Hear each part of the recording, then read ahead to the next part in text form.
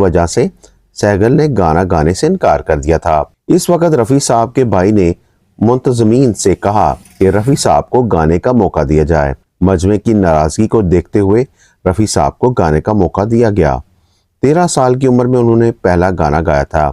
इसी प्रोग्राम में श्याम सुंदर ने उन्हें एक जौहरी की तरह उन्हें मुंबई आने की दावत दी थी और उनका गुलकारी का सफ़र भी शुरू हुआ था और गांव की गोरी विलेज गर्ल फिल्म में उन्हें मौका मिला गाना गाने का श्याम सुंदर की तरफ से। वैसे तो नौशाद साहब, उसके अलावा शंकर जयकिशन और बहुत सारे लोगों ने उनसे गाने गवाए हैं।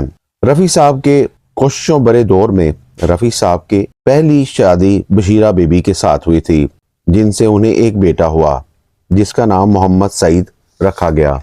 ये शादी तकरीबन 4.5 साल तक रही थी कि पाकिस्तान इंडिया अलहदा हो गए और बशीरा बीबी ने उनके माँ बाप की डेथ की वजह से लाहौर पाकिस्तान जाना मुनासिब समझा और रफ़ी साहब पाकिस्तान ना आना चाहते थे और ये शादी वहीं पे ख़त्म हो गई।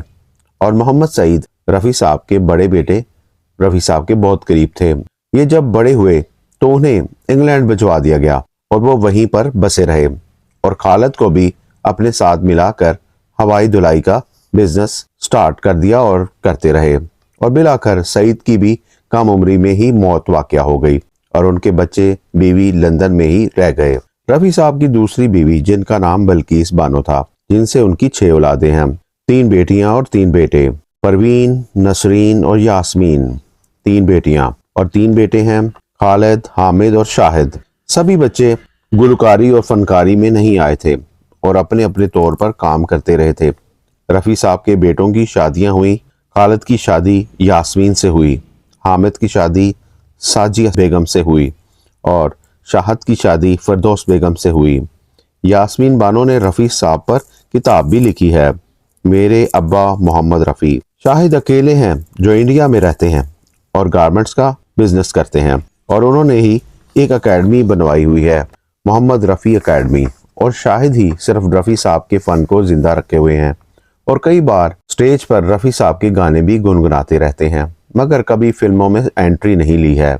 रफ़ी साहब की वफ़ात हुई थी 31 जुलाई 1980 को और सभी को उदास कर गए थे और कुछ सालों बाद फिर उनकी बेगम बल्कीस का भी इंतकाल हो गया था।